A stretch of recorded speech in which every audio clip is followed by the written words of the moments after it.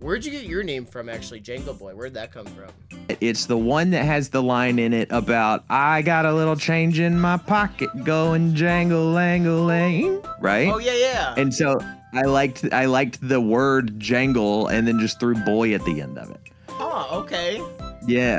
So and then the third version of that is that your mom gave me that name. No, absolutely not. Oh my God. You decide. Which one do you think is true?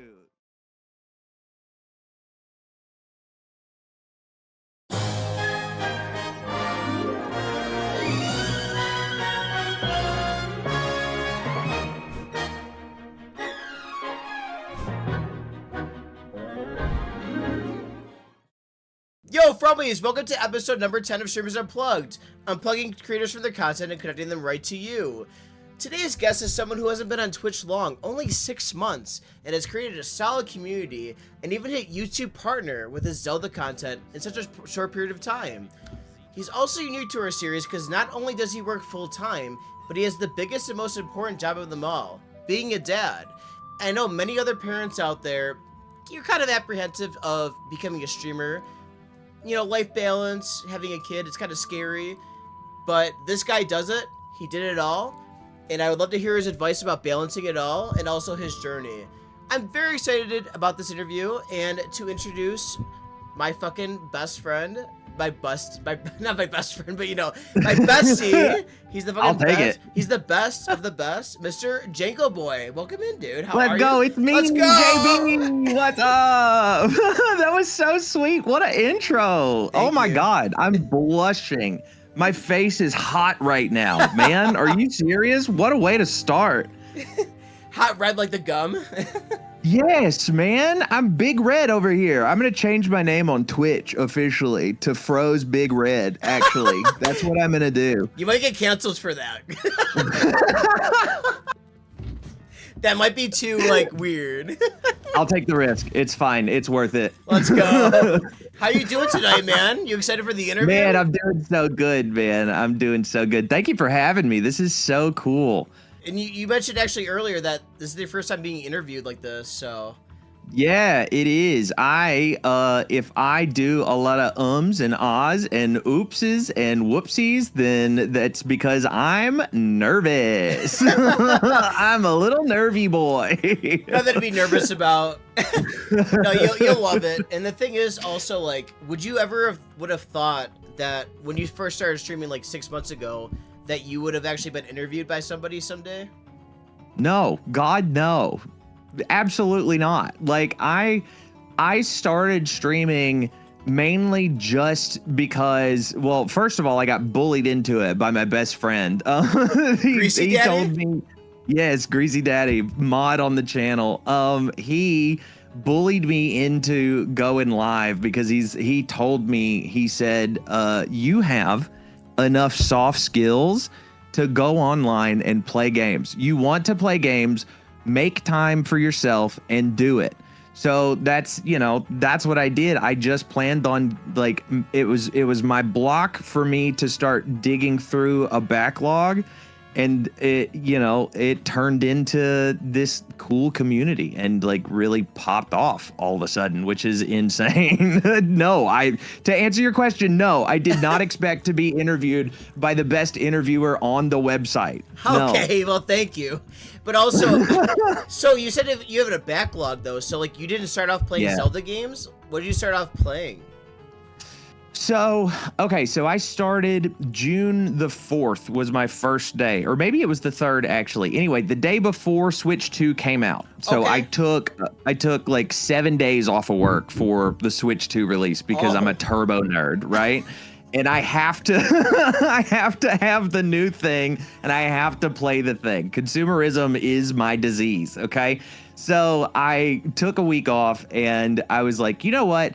I'm going to take this chance and just try it. So I started out, I did like an unboxing on the Switch and just kind of looked at it with Greasy Daddy. It was just me and him in chat, but like I was just trying stuff out, and I played a little bit of Mario Kart, and I ran through some of the Switch 2 edition things just to see what like the new stuff was and the differences and that kind of thing.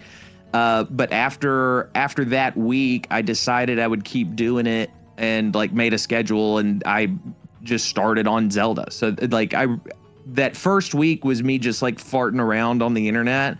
And then when I actually locked in with a schedule, I did just start with Zelda. But my God, my backlog is massive. You can't even see behind the monitor here. I have shelves full of games, and let's not talk about my Steam library. Everybody knows that feeling. But like just the mountain of things that I haven't played growing up is insane, especially like classic stuff. So it's cool to finally get through some of that, and especially with a bunch of cool people hanging out with me at the same time. And like enjoying your company and like actually living it with you, you know what I mean? And also like, so you said you didn't live with like, or you didn't grow up with like a bunch of like different games. What was your main system that you actually grew up with then? So I started my earliest gaming memory was my mom getting an original Game Boy that came with Tetris as the pack-in. Oh. And so I would sit on my nanny's green couch, like baby shark green, like nasty 1960s couch the corner, and play Tetris until all 4 AA batteries were empty. So that was my earliest, and then very quickly, well, it might have been years, I don't know. Time is a construct, but we got an NES at some point and played the original Mario Brothers, and then Mario Brothers 2, and then Mario Brothers 3, and there was Worlds, a fight, right? Double Dragon. Oh. Also Double Dragon. I think Double Dragon. What is that? It's like a side scroller beat 'em up. If you've ever seen for the SNES, if you played Turtles in Time, the TMNT 4 game. Okay, well, first of all, do that. Change your life, okay? Okay. Second of all, it was just some random game I think that they probably got in a discount bin or whatever. But I grew up on puzzle games, Tetris, and Mario. And then I got into I could keep going. I could give you the whole history, but that's how it kicked off. That's the earliest I remember. I see. That's pretty cool though. I mean, obviously the NES is like the start of Nintendo, so it's kind of dope. Do you ever get a SNES though? Oh my God. The SNES is where I locked in with my love of video games. Yep. With what? So it was Super Mario World to start, because obviously I'd played the first 3, so I'm a huge Mario fan right off the rip. But then a core memory of mine is hanging out with my mom, who was a single mom, and before school every morning on this tiny little, like, I don't know if it was 9 inches or, it may as well be an iPhone at this point, but this tiny little CRT, right? And we would play Donkey Kong Country every morning before school and work on like getting to King K. Rool together. And just like it took us, I don't know, a year and a half or something to get through it, because we'd play it for like a half an hour at a time or something like that, right. But yeah, it was Super Mario World and Donkey Kong Country, and then it just expanded from there. Played all kinds of stuff. Did you get Donkey Kong Bonanza yet, or no? Yes, I sure did, but I've only played about like 8 hours or so of it, just because mainly because Silk Song came out. Let's be honest, when Silk Song dropped, I had to start playing that. Yeah. But I love that game. I made a video about it on the channel about my like first 4-hour impressions of it, because I streamed it and I had thoughts, and I loved that game. I loved Odyssey. I'm a huge fan of Donkey Kong. Combining those two things is a jangle-ass game. So it's awesome. Yeah, it's so good, man. And the speed runs are so fun on it. Are you serious? Mm-hmm. Like watching Nitro and Pooh Bear like run that game is so much fun, dude. I know, it's crazy. Like there's so much movement in that game as well. Like so many different glitches. Yeah. I'm like, Nintendo, what are you doing? So many. I feel like they did it on purpose. Patch. Oh. Yeah. Yeah. You know, I feel like they knew. They're like, we're gonna build a community around this game in ways that we're gonna say weren't intended. Oh, exactly. Like, oh, it got exploited. No, it didn't. Yeah, right. You put it in purpose for Exactly. sure.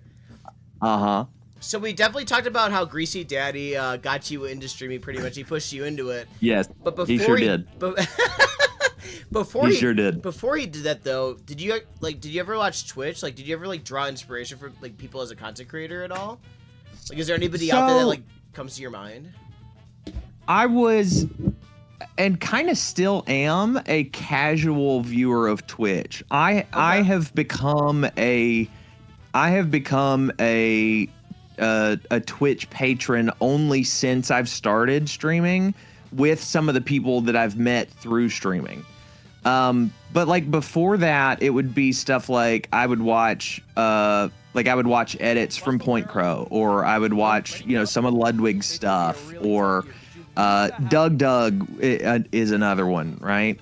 So I would watch mainly clips of streams or like edits of streams. It wouldn't just be like short form stuff, Very rarely would I like sit down and like hang out in a stream, because I didn't find out about Twitch really until, I knew like passively about it, but I didn't really find out about it until 2020, the pandemic.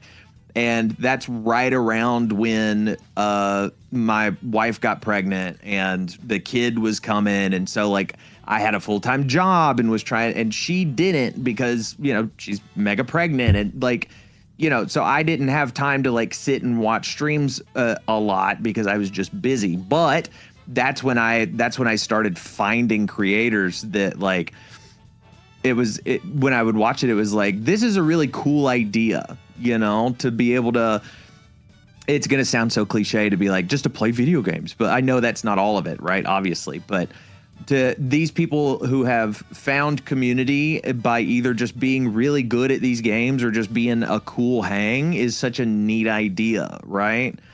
And was like, I think you said something earlier about cable TV being like comfort food for people back in the day. It very much gave that same feeling. Like if you sit back and you watch a Small Ant video, watch him run Super Mario Odyssey. It's like, oh, this is just warm to watch, Right. And like Twitch changed that. Like they took it to like another level though, because like cable TV, you can watch like the sports game or whatever the fuck's going on. But at the same time, now Twitch is like a thing where you can actually like talk to the people while it's going on. It's live. Yeah.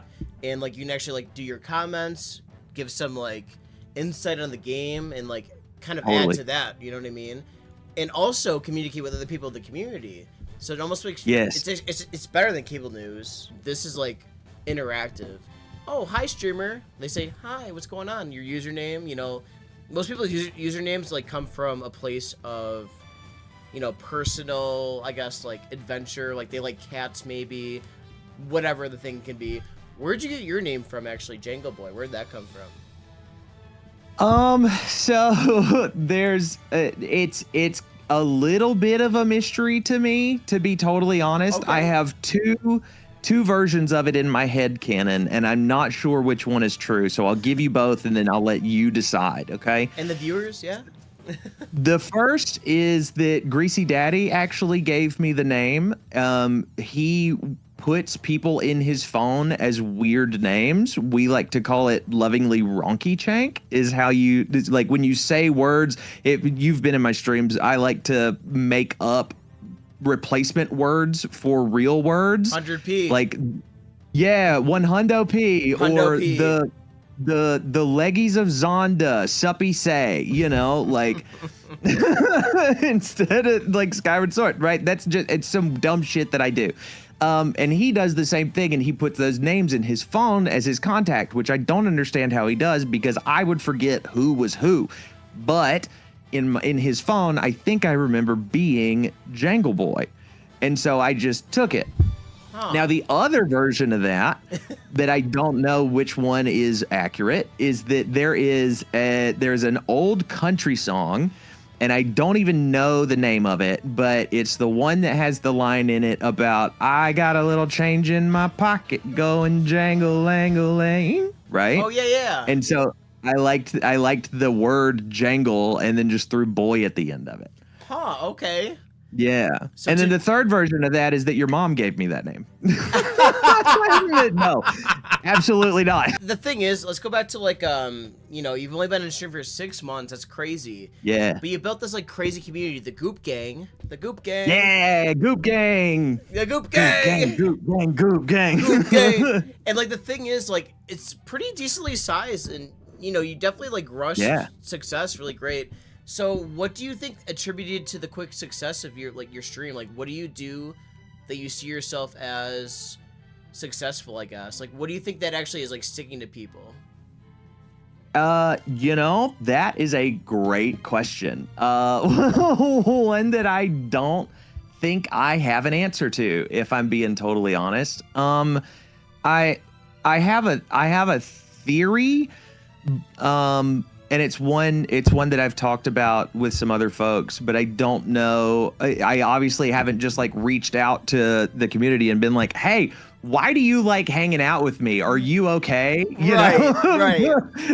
But I do kind of think that it really boils down to just not being an asshole, because like what I like to do on stream is obviously streaming is a medium for entertainment, obviously, right? So we are entertainers, at least in part. Of course.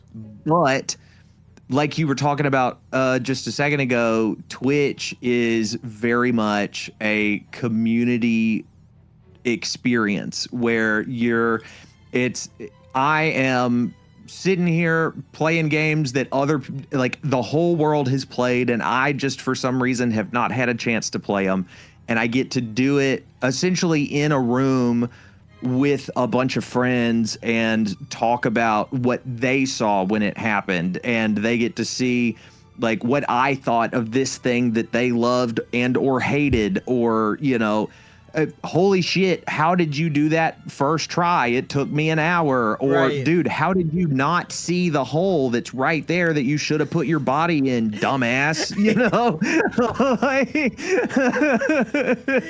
Right. So, like, I try to make sure that the vibe is very much just we're in a room hanging out together, kind of blocking the world out and just enjoying a thing together, so just being kind to people and like trying to hold a space for people to come in and like not necessarily forget the world, but let it be a little bit easier just for a couple of hours is, I think, it's at least what I think what would resonate with me. So I hope that that's what other people get out of it too.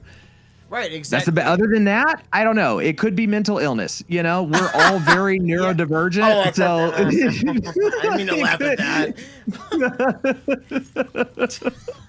That was a joke. No, that's true though. Yeah, right. I mean, I heard from a good buddy of mine, Twitch is with mental illness. Like they go hand in hand always. So yeah. Sure. It's definitely a good place to definitely put your thoughts away, and also like, what you're doing right now with the whole Zelda series. It definitely is fun to like watch you do this for the first time with somebody's like own eyes. You know what I mean? Like, so like I can never go back in time to play OOT for the first time, to see you do it or Majora's Mask. That's fucking dope, and people love that stuff like crazy. So like I think that definitely resonates with people as well. Like the first time playthroughs, and you're fun. So there it is. Oh, thanks, man. I appreciate it. Yeah, of course. Yeah. Of course. It's wild. I never expected when I got online, and like you said, it's only been 6 months. So it's, I could have never foreseen the what feels to me meteoric, like growth of the community that we've had in such a short amount of time. I mean, we're obviously not like, we're not pulling thousands of people in every time or whatever, but like the small group that we do have, I wouldn't have expected to find this many people to hang out with for years, Right. potentially. So it's humbling, honestly. And sometimes a little confusing. Like, do you guys like watching me be dumb for 4 hours? Are you sure?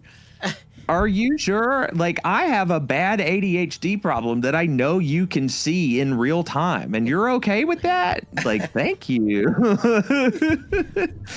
And I've been very lucky is the long and short of it.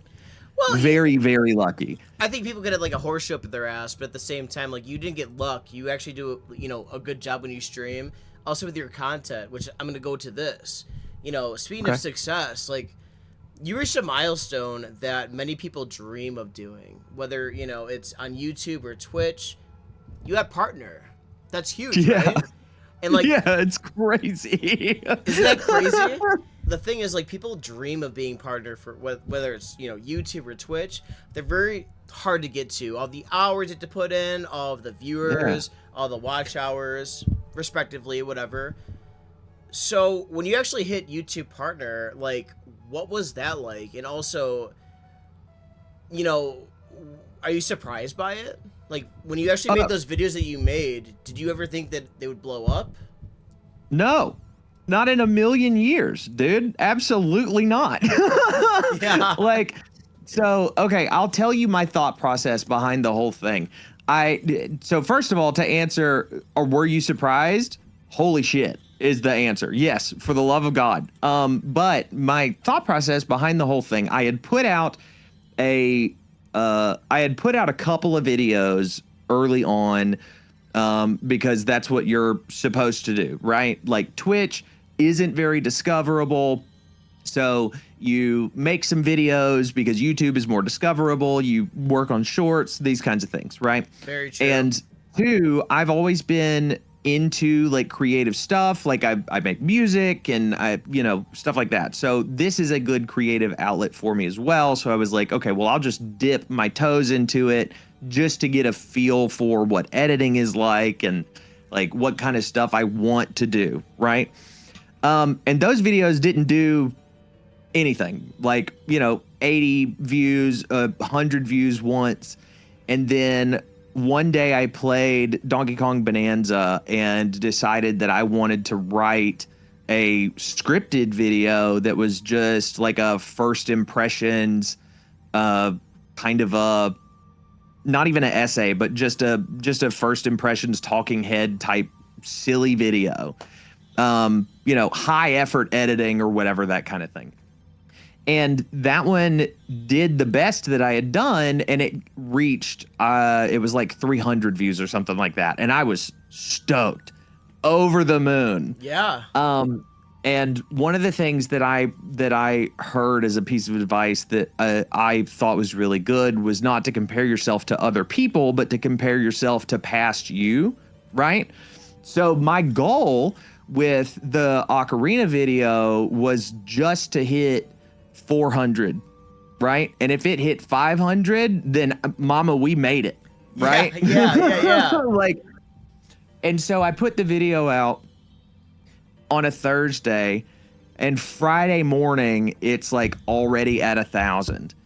And then Friday afternoon, it's at like 10K or something like that. And then it's like steamrolling. And that whole weekend was having an emotional breakdown because I was overwhelmed. Oh, and yeah. Not to mention the response that I was getting, because with that many views comes a lot of comments and stuff too. Mm-hmm. And I feel so genuinely like lucky that the feedback was so overwhelmingly positive from the community. Like, the Zelda community is so kind generally, that I am just, my flabbers are gasted, man. I could have never imagined, first of all, for my first like big fully thought out essay to go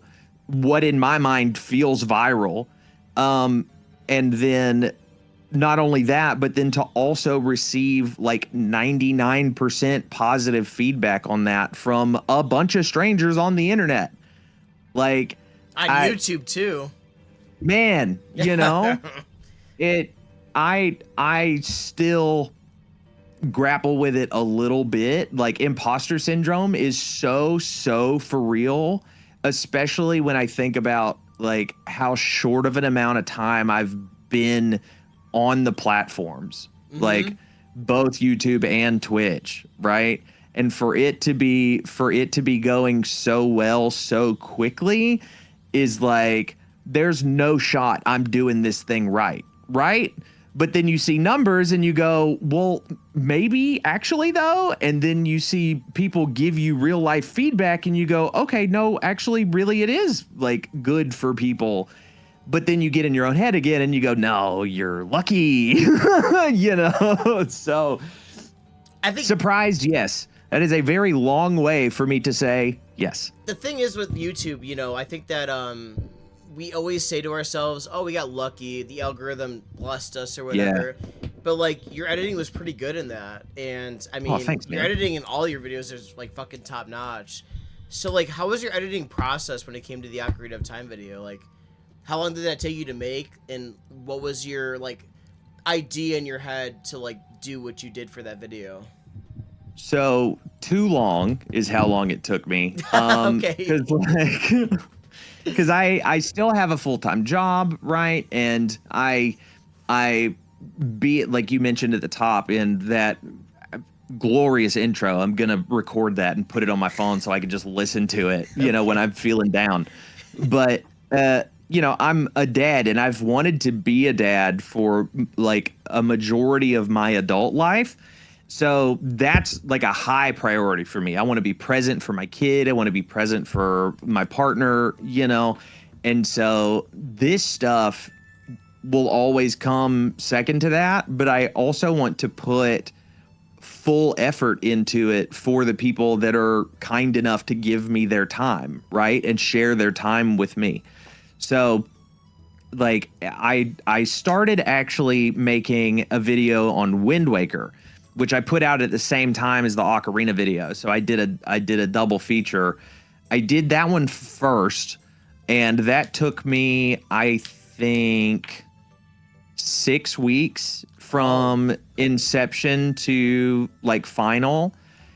I learned a lot making that video on what the process should be and my workflow and that kind of thing. It gets easier. So Ocarina, yes, for sure. So with Ocarina, the editing work was way shorter. The writing is still what I struggle with the most, like getting my thoughts together and putting something cohesive like in a document. But that one I cut 2 weeks off of it. So it took me 4 weeks to make that one from inception to release. Obviously, the Ocarina of Time video was the one that kind of launched you into YouTube Partner. But yeah, that doesn't mean that's your personal favorite. It might be, but out of all your YouTube videos, what would you say is your personal favorite? Like, and why? Yeah, I think it is that Ocarina video. And it might be recency bias. Like, I'm only a couple of weeks off of the release of that one. So it's very fresh, but it also feels the most it feels the most put together, right? Okay. Like it feels like it feels the most like a complete thought. The Wind Waker video, I mean, starting with the DK video was like, this is very much me just seeing if I can do it. And then I felt like I did. And so Wind Waker was, okay, let me see if I can expand that into a full game and start working my way through a series. And then with Ocarina, it wasn't just that. It was also, what did this game do to me, right? Like, how did it make me, not just how was it as a review, but how did it make me feel? What were the pieces of it that resonated with me specifically? What did the what did the game mean to me, right? And so that very much is my favorite one because I get to do all the silly, yucky stuff, throughout. But then I also feel like I put a deeper piece of myself into it. And I'm excited to continue to explore that version of writing, especially with the Majora's Mask video that I'm working on now. Oh, I'm so excited for that. Which, man, that one is probably going to take more than 4 weeks. I'm going to go ahead and call it because that game means so much to me that I don't want to do it a disservice in my dumb video. Like, even if nobody sees this one, if Ocarina was just the only one that gets in anybody's inbox, this video needs to be good for me. So, I'm excited to explore that part of it though. And that's why that one's my favorite, because it feels like I'm slowly building how I create, Of course. And like, I was going to ask you this question about how, possibly people in the Goop Gang or just anybody watching the video, like they might want to like reach YouTube Partner, but you actually did a really good bit of information and advice about how you said it doesn't really matter if I get views for the Majora's Mask, video. I want to do it good for me. And I think that as content creators, we definitely should be doing things that we actually fuck with, I guess, to like put 100%. it mildly. The thing is, like, if you're not proud of something that you're putting out and you're just doing something for views, it's not the best, right? So it's kind of cool that you actually accept that it might not get the same as the Ocarina of Time, but that if you're proud of it, that's all that matters, right? Exactly. Yeah, exactly. 100%. Because like, here's the key for me. There are two versions, I think, of YouTube specifically. There's one that is I am making content to specifically make money. And that's very much a machine driven, your thumbnail looks like this. This is the structure of your video. Here are the types of things you should look up to see if people are interested in it, right? There is a formulaic way to do well on YouTube. Yep. But as a creative, I can't match up to that. I just can't. Like when I am making stuff, I enjoy the process of making something exist out of nothing. Right? Yes. Whether that's a song or a video or a stream idea or like any little thing. It was a thought in my brain and now it's a thing that exists in the universe. And that process is what's so fulfilling to me. So I think following that part of it, if you are more creatively driven, will get you farther. Not just in like typical success, right? Because people seem to resonate with like authenticity or whatever. So if you make something that you're going to like, people will resonate with it, so on and so forth.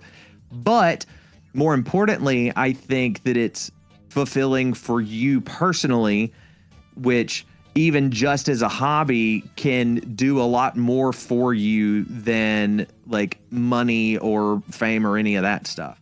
So like those are the highs that I'm chasing, is that creative fulfillment.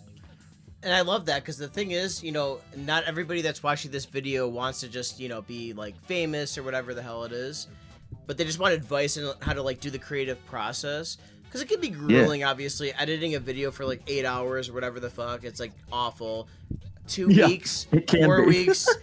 Yeah, it can be. Yeah. And like all of that, it's definitely hard, but at the same time, some people just might want to do it and never upload a video and just do it for themselves.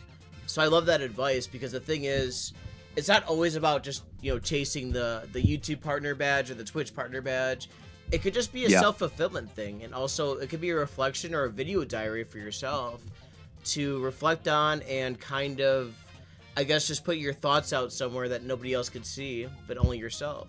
It's almost like a regular diary, if you just write stuff down. So it's kind of cool. Yeah, absolutely. But then you get that extra little twist of doing like something creative out of it too, Exactly. Even if you're not doing like full on VFX or whatever. Just the like idea to creation, Yes. right? Mm-hmm. Doing some chopping, putting something on paper can be creative if you throw a little story into it or whatever. So It's such an outlet yeah. as well, right? Like outlet for Yes. mental health and stuff like that. Yes, And I love that. without a doubt. So we talked about your YouTube series. Obviously, you've been doing a lot of Zelda, and obviously on Twitch you have been as well. And so you're going through the entire Zelda series. Obviously, there's going to be an end, to that. So No. I know. I'm sorry. There will be though. There will be though. So, Oh, yes. Mr. JangleBoy, have you seen or even thought about another series you're going to tackle after this? Is it going to be Mario? Is it going to be something else? Anything in your mind? Yeah. We've talked in the community about a few different options, and what I like to do is involve everybody in deciding what they would like to be a part of. Like you're inviting folks over to your house, essentially. Are they going to come over and watch Days of Our Lives? Probably not. So like I like to give some options and see what they think, but there's lots of things that I would love to do. The Metroid series is one that's on the docket.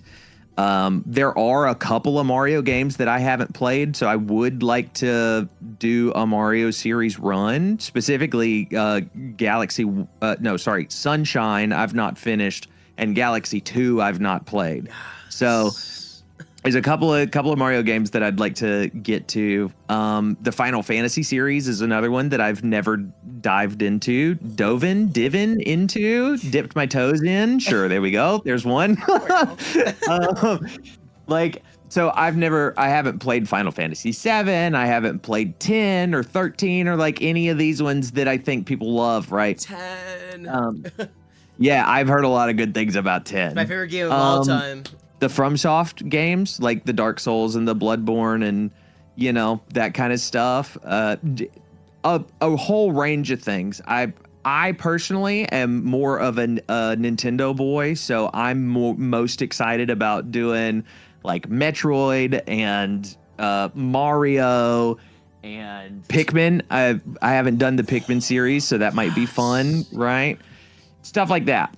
Out of all of those, which would you choose next, or if I had to pick, feel? it'd be Metroid. Okay, It'd be Metroid if I had to pick. I love platformers. That is my like heart and soul. It's not the first thing. Tetris is the first thing. We already said it, but it's like the first big game that I played was a platformer, and have played them ever since. And then you throw a little Metroidvania into that, a little like find a spot that you didn't, or that looks like you should be able to get to, but you can't. And then you find an item later and your brain starts clicking and you go, oh, I could go find that. I could go do a thing over there now. That sense of discovery. I'm all for it. I need it. And that's probably why you like Zelda a lot too. Cause like the sense of discovery and like finding a chest, it's like dopamine hits. It's exactly what it is. Yeah. 100%. Like they do that thing in the Zelda series very well, because you'll see places like those targets for hook shots or, gaps that you can't cross or different things like that early in the game. And you're like, what the hell is that thing?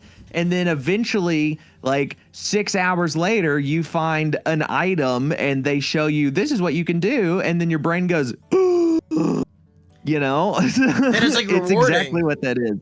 Yes. So rewarding. I love Big that. rewarding. It's fucking awesome. I have never interviewed somebody that has a small kid. Obviously, I interviewed Small Ant Mom, and she has a kid now, but he's like 27. Small Ant, obviously. Yeah. So I always like wonder, and it's just kind of interesting to other people out there, other parents that want to start streaming. How do you balance it all? And how do you like figure out? I mean, obviously you have a schedule, but at the same time, obviously being a parent, it can always change. Things are always flexible. But how do you like do it all? Like, how do you find time to like do the editing, the streaming?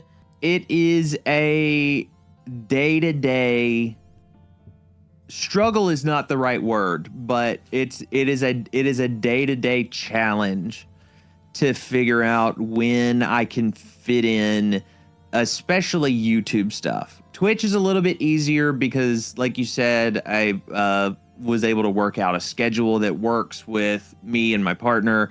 Like during the week, it's 2 days. It's after the kid has gone to sleep. You know, she's usually in bed by that point too, so it's like not a big deal, right? And then Saturday mornings we came together on as what would work for both of us, right? It's a matter of finding something that worked for not just me but the family, right? And then like finding time to do things in YouTube is just a matter of when can I get 30 minutes to like sit down and write down a couple of thoughts, or when could I maybe when they fall asleep on Wednesdays when I'm not streaming, do I have enough juice in me to open the laptop in bed and do a little editing for a couple of hours, or do I need to pass out because I got meetings in the morning? You know, I personally take it day by day, and I don't put too much pressure on myself, especially because you can very easily, and I got wrapped into this early on making shorts, trying to push out a short a day, just to hit that like milestone essentially, right? Just to say that I'm doing one a day, because that's what you're supposed to do if you want to be discovered. And you know, everybody's heard the YouTube guru thing. But once I pulled that pressure back off of myself and decided that I would take as much time as I need to make what I want to make in the amount of time that it takes me to make it, then it became not only a lot easier, but a lot more fulfilling to do as well, right? Because now it's not like I'm not thinking about, oh, I need 3 more shorts by tomorrow while I'm playing with sand with the boy. You know, I get to be present with my family, and then when the time presents itself to me, I can then give myself to the creative process. What would you say to like a parent out there that wants to start streaming and they're like, I can't do it, like there's no way I could find time? Like, do you have like any advice for them? I would say 2 things. 1,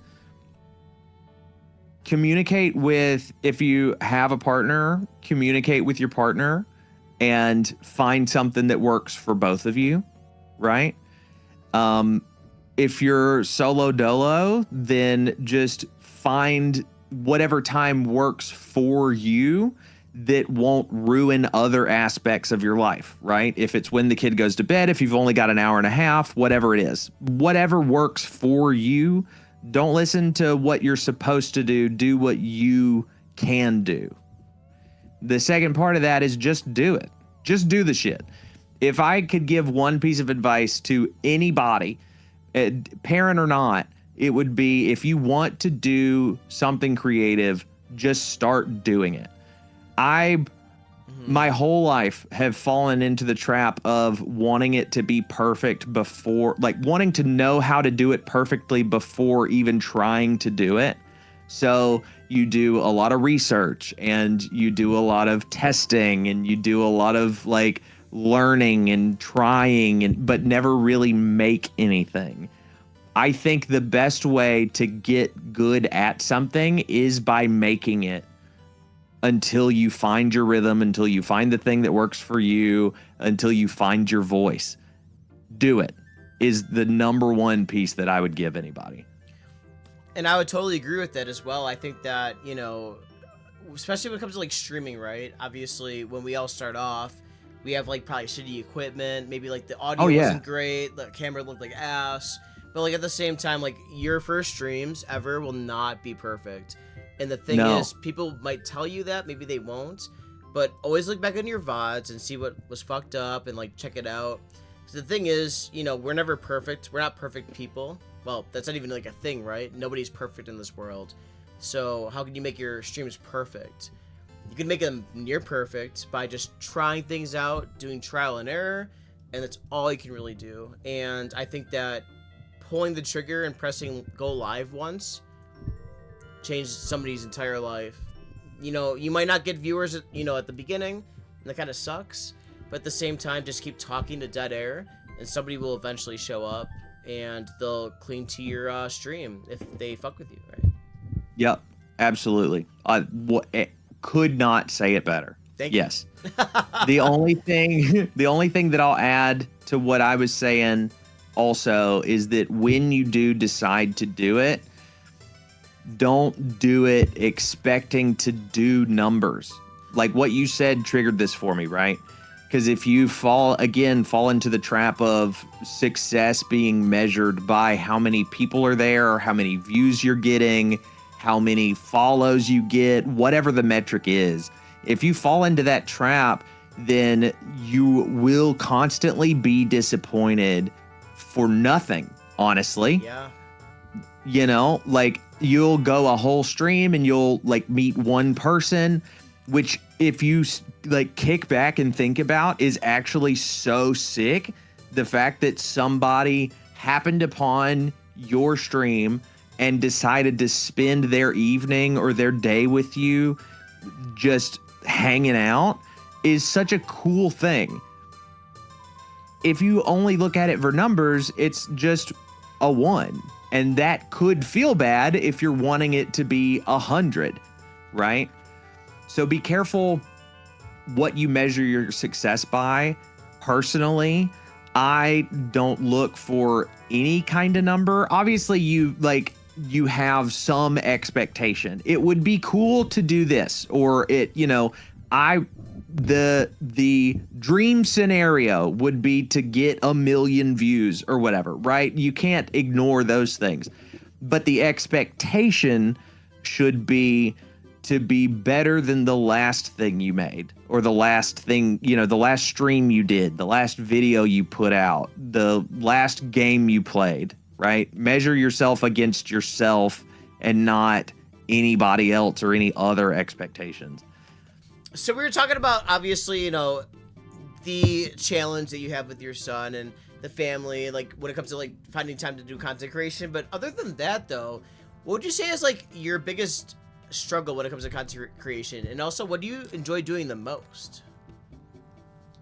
Right now, my biggest struggle, not counting time, my biggest struggle is the writing itself. English was always my least favorite subject. Like, writing stuff, it has been so foreign to me. So like my writing process is literally just a brain dump of whatever comes out of my fingers, and then I have to go back and edit myself like 4 or 5 times and find what I'm trying to say in it,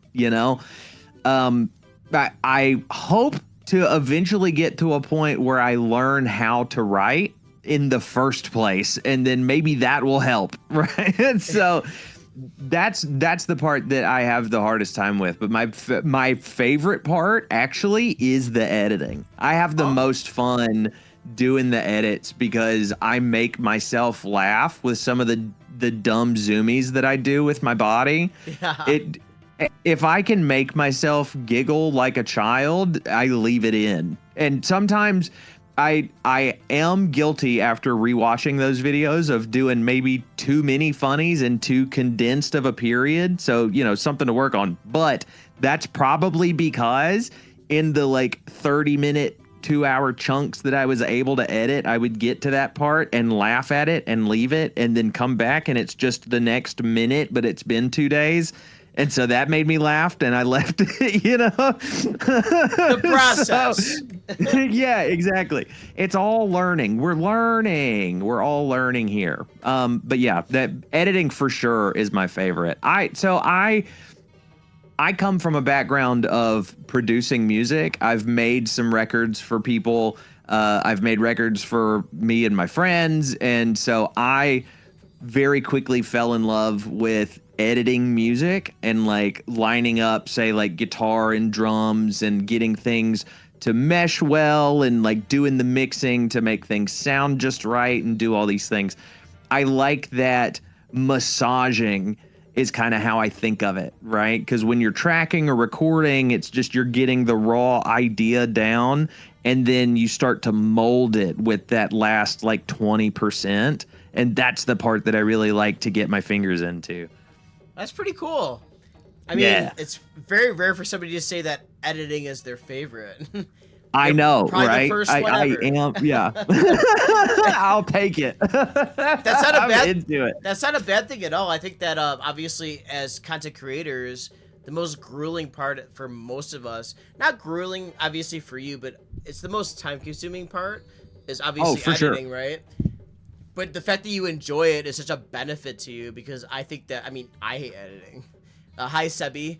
You know, I literally, like, I just don't like editing at all. I'm decent at it, but I think that it just takes too much of my time, and it just drains me. But it's cool that you actually love that a lot. And, you know, obviously with the writing, that's always hard too. Like, the script of like doing anything is always difficult. But it's kind of funny, we're like opposites on that. Yeah. I could write something in like fucking 5 minutes. Oh God, I'm so jealous of that, man. Please give me some of your sauce, man. I need I don't know if that works. I feel it in my fingies. Please. Now you're gonna like write the next like biggest like Harry Potter series.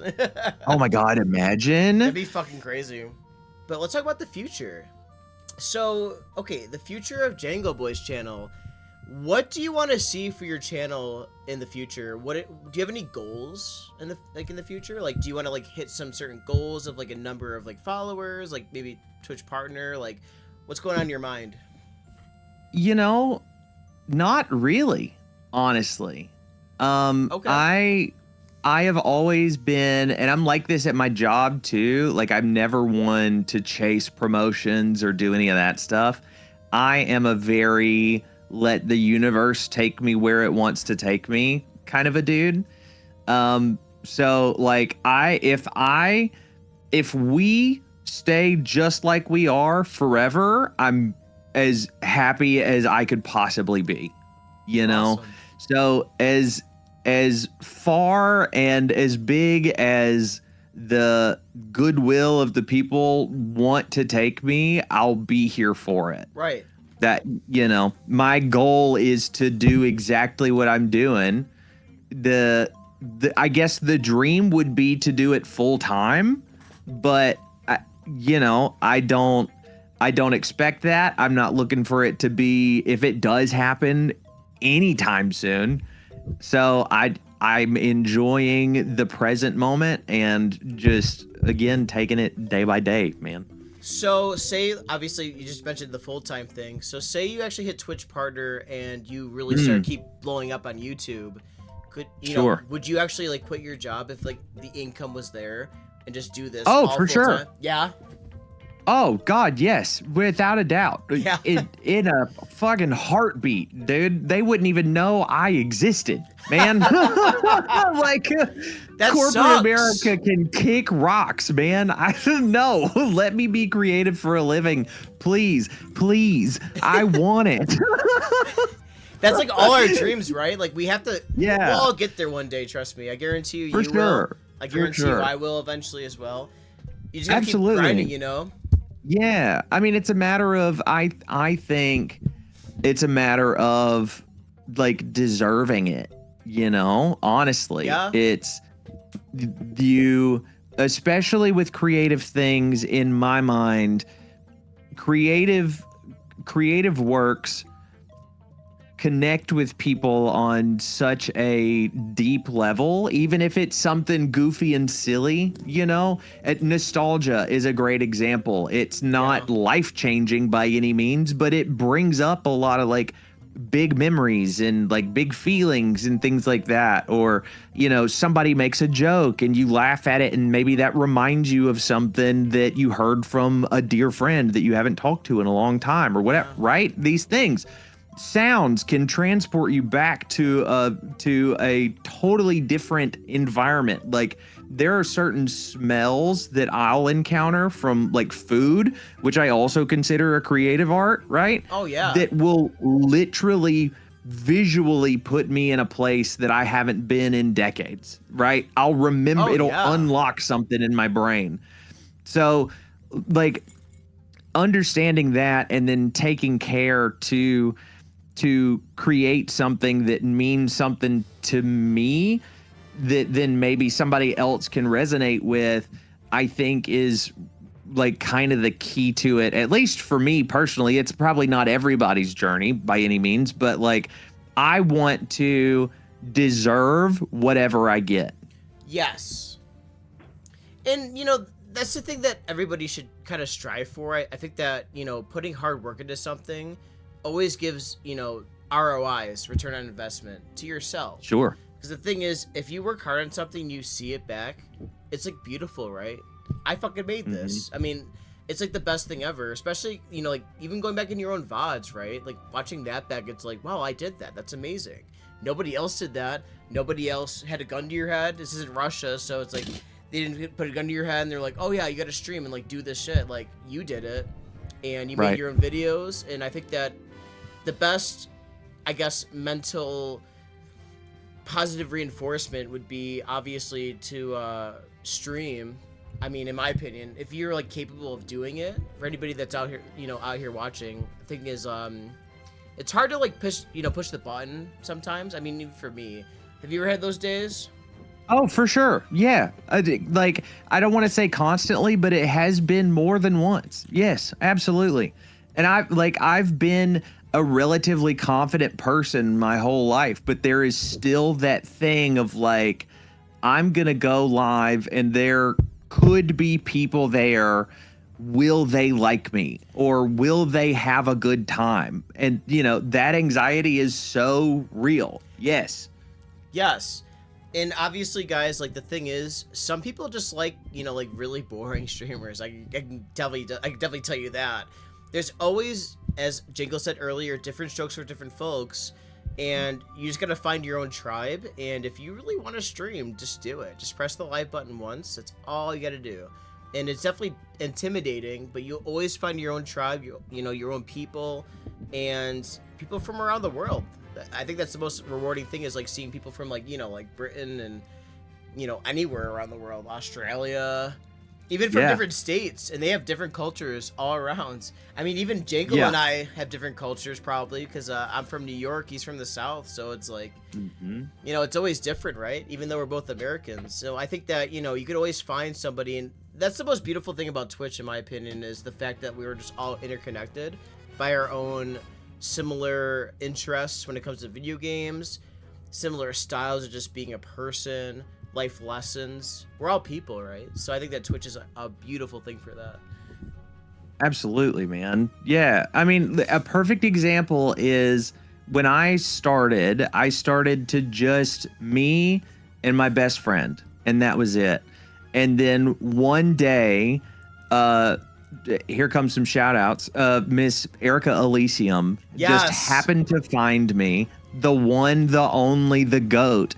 She found me and like just hung out for a little bit, and we connected, and like she liked being there and I liked her company. And then one day she brought a raid in and it changed everything for me. And that one moment connected me with you, Mike, and it connected me with Tara, who kind of took me, Tara Guild TV, shouts out, you know, kind of took me under his wing and like helped me in the creator space very early on, like encouraged me in the right ways.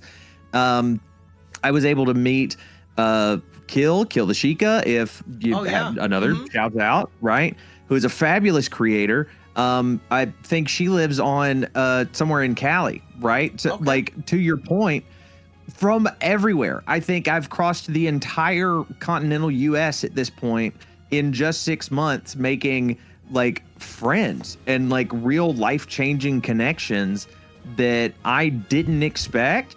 And it, like you said, is so rewarding that I would not have been able to do if I didn't hit go live that one time. You know, do it. Just do it. If you want to do it, do it. Yes, and also to like piggyback on that as well, I have met some of the most amazing people on Twitch, to be honest, as well. One of them is my best friend Trav right behind me. Another one is a good friend of mine, Nigro, and my friend Ryan, Mr. Astrobear64, which also he has an interview as well. And Mr. Sebi, who's editing this, to be determined for his interview as well. Met Jangle. I've met so many great fucking people on the platform that actually really helped me out of depression, suicidal thoughts as well.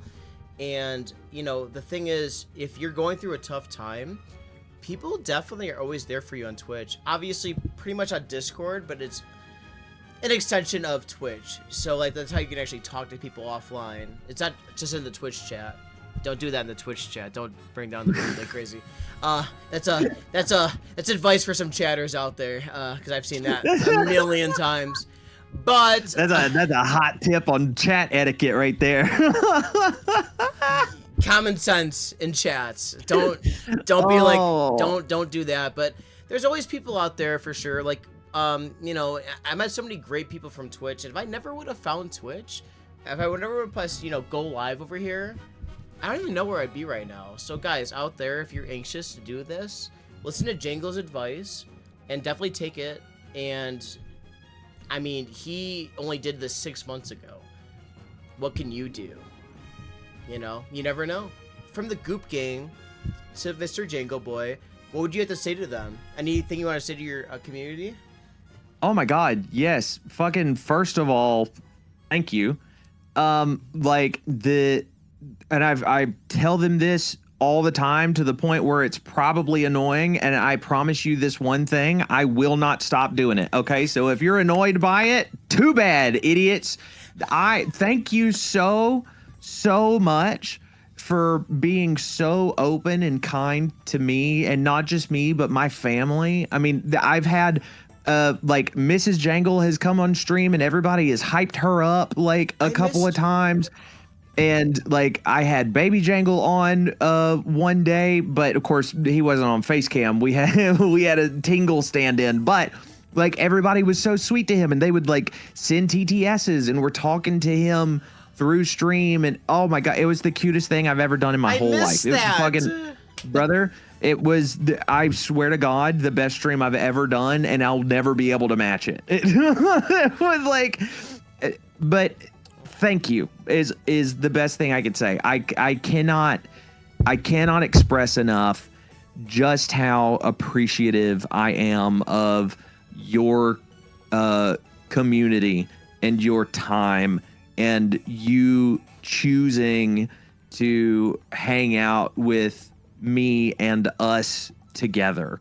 It has literally changed my life, and it's the best decision that I've ever made, and it's because of y'all. Hands down.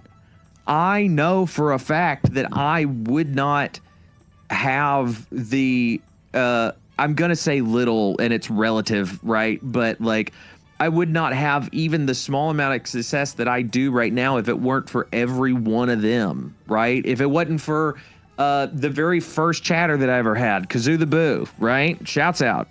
If it wasn't for Erica, if it wasn't for Kill, if it wasn't for Tara, if it wasn't for you, if it wasn't for Dorothy and Gigi and Mr. Sethery and Sam and, Cranberry. Oh my God, I could go on forever, right? Like, truly, these are people, Like I said earlier, they're not numbers. They're people. These are people that are like coming to hang out and looking for community. They're looking for some people to hang out with and to connect with, even if it's just for video games. And it's nothing deeper than that. That still means something. And I cannot and will not lose sight of the fact that that is a choice that they make, and they choose to spend that time with me. It means the world, man. And like that's another like really important point as well. You might not think that you would ever find a community, but you always will. If you're like, a first-time streamer or somebody that's like teetering about it, just hit the go live. Yeah. You will find people that are like you. No matter how weird you think you are or like out there you might think you are, there's always people that are going to share your values, and Twitch is usually a good place to like be who you want to be, because people don't really, people do judge in the online internet space all the time, but that's we have 7 billion people in the world, right? So I think that, you know, if you choose to be scared of all 7 billion people and think that not even 10 of them would align with your values, then you lost the battle right there, right? And if you're Yep. really lonely in your own space, you know, your own hometown of, I don't know, somewhere in Texas or something like that, you could find people that are great in Colorado or even the UK that actually align with your values, and you're not so weird anymore. And it actually does uplift your mental health. At least it did for me. So I fully relate to that. I obviously, well, not obviously, that's the wrong word. Sorry. I personally haven't been in some of the situations that you've been in, for instance, right? Like I've been lucky enough, I think, where I haven't had to deal with that heavy, right? That heaviest stuff. But even still, knowing, to your point, that there are, 10 folks that like the same thing that you do or feel the same way about the Real Housewives of New Jersey as you, right? Right. Like any silly little thing like that is so heartening. And like having community, I think, is so important. And like if you can't find it locally, then this is such a great way to do it. It's incredible. It's beautiful. And, you know, if you think something's silly to you, like, you know, when, like he said silly, but like he doesn't mean it like that. But like, Right. if you think something's silly in your mind, like, oh, I love collecting, I don't know, like angel statues or something. Maybe somebody out there likes collecting angel statues. I mean, there's no Yeah. limit to the people you can find on Twitch, and they're always so loving. And even if they're not into like collecting angel statues, they might still Yeah. find something in common. So that's all that matters. So, and it's beautiful.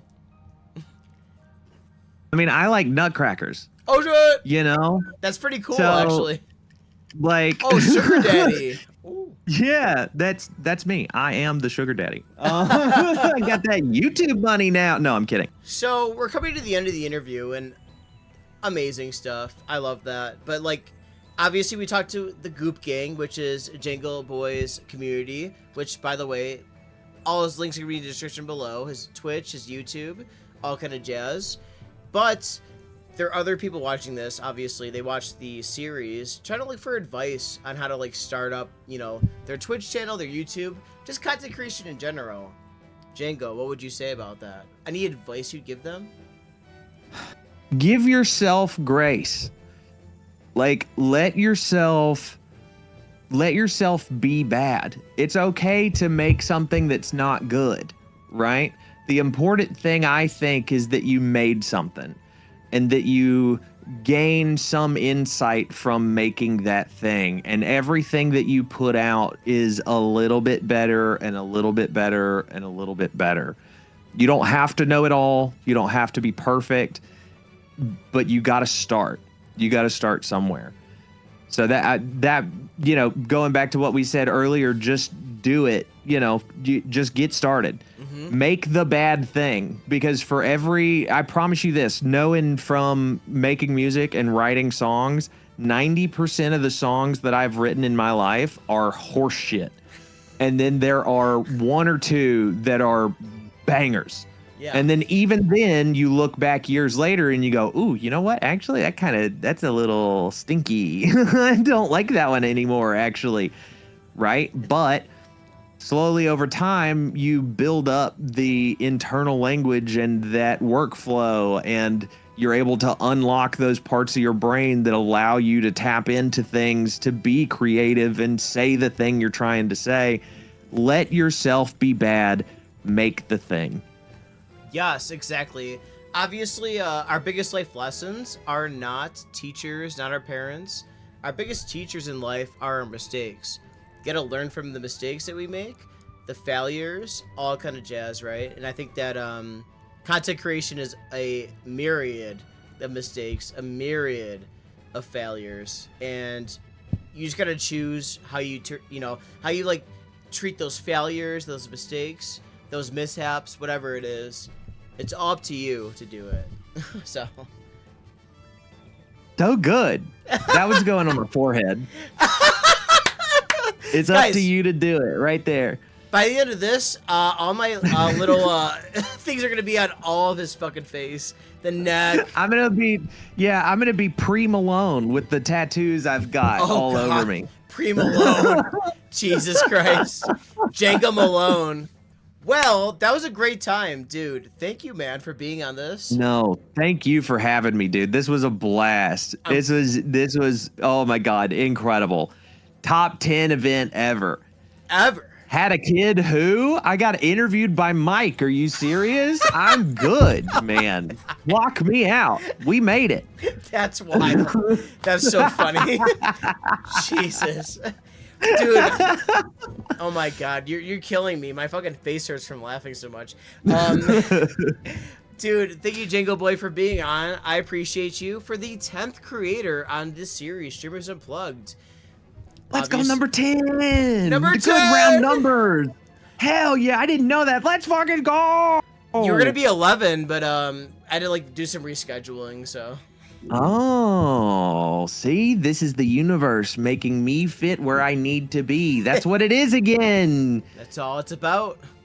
Number 10, number 10, number 10. Number 10, Mr. JangleBoy. I recommend checking him out. All his links are going to be in the description below. His Twitch, his YouTube.